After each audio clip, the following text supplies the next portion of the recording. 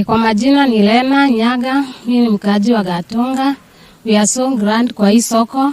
Tumefurahia sisi kama wamama, tumekaa hapa, mimi niko na biashara ya nguo, niko na watoto pia, tumefurahia pia, hatutakuwa tunanyonyeshea tena kwa barabara. Mtu anaingia hapa ananyonyesha anaacha mtoto.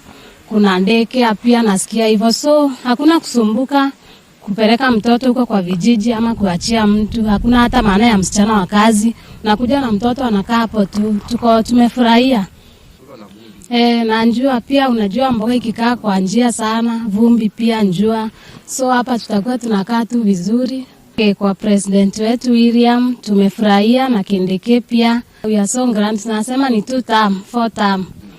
Hapo sasa ndo tunangoja. Hapo kwa kufungua watufungulie tu haraka. Tunangoja sana. Juu pia biashara itafunguka. So unajua the now search tuko scattered, tuko kila mahali, biashara iko hivyo. Lakini tukua pahali pamoja, si unaelewa, itakuwa tu sawa. Mimi kwa majina naitwa James Kenywa Echeria. Mimi naishi Gatunga. Mimi ni mtu wa area ya Gatunga.